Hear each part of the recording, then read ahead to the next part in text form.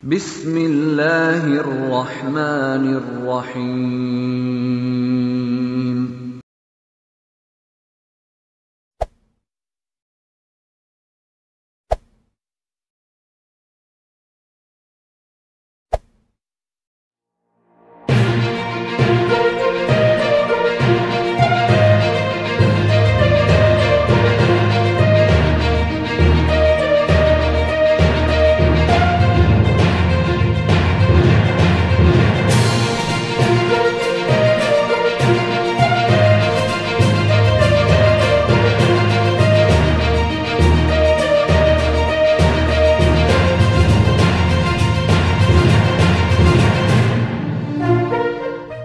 Mulanya dalam sidang Panitia Persiapan Kemerdekaan Indonesia tanggal 19 Agustus 1945.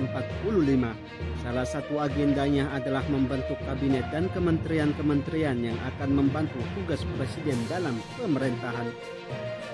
Sebuah panitia kecil merancang dan mengusulkan pembentukan 12 kementerian termasuk Kementerian Agama. Seorang peserta sidang yang bernama Johannes Latu Harhari mengajukan keberatan sebagaimana dikutip dalam buku Sejarah Perjumpaan Kristen dan Islam di Indonesia. Jika mengadakan suatu kementerian urusan agama, nanti bisa ada perasaan-perasaan tersinggung atau tidak senang. Umpamanya saja, jikalau menteri itu seorang Kristen, sudah tentu kaum muslimin tidak senang perasaannya, dan begitu juga sebaliknya. Oleh sebab itu, saya usulkan supaya urusan agama dimasukkan dalam urusan pendidikan, kata Johannes Latu Harhari ketika itu. Pendapat Latu Harhari pun tak mendapat tanggapan negatif dari peserta sidang. Bahkan, seseorang yang bernama Abdul Abbas, anggota PPKI perwakilan Sumatera, mengemukakan pendapat yang hampir serupa bahwa supaya segala sesuatu berhubungan dengan agama, janganlah masuk departemen yang istimewa. Dan urusan agama lebih baik dimasukkan dalam departemen pengajaran, pendidikan, dan agama. Dilakukanlah pemungutan suara. Hasilnya 6 orang mendukung pembentukan Kementerian Agama, 15 orang menolak. Untuk sementara, urusan agama menjadi tanggung jawab Kementerian Pengajaran dan Pendidikan. Pembentukan Kementerian Agama pun sempat terpendam sampai akhirnya pada rapat pleno anggota Komite Nasional Indonesia Pusat atau yang dikenal dengan istilah KNIP yang diadakan pada tanggal 24 sampai 28 November 1945 dan bertempat di Sekolah Tinggi Kedokteran Salemba.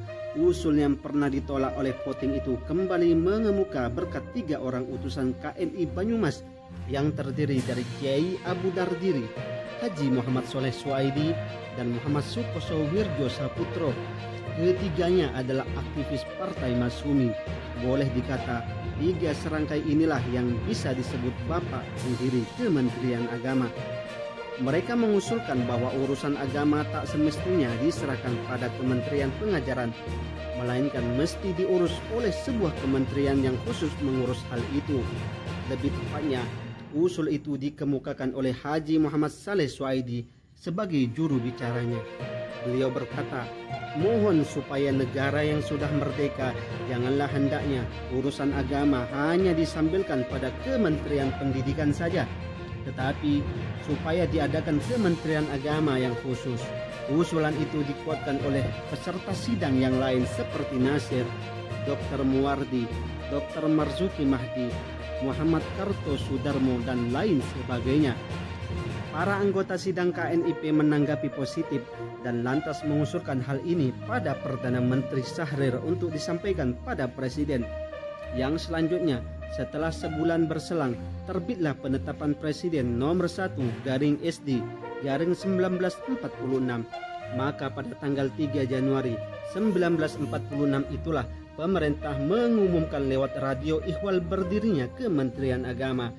Tanggal bersejarah itu kini diperingati sebagai Hari Amal Bakti Kementerian Agama.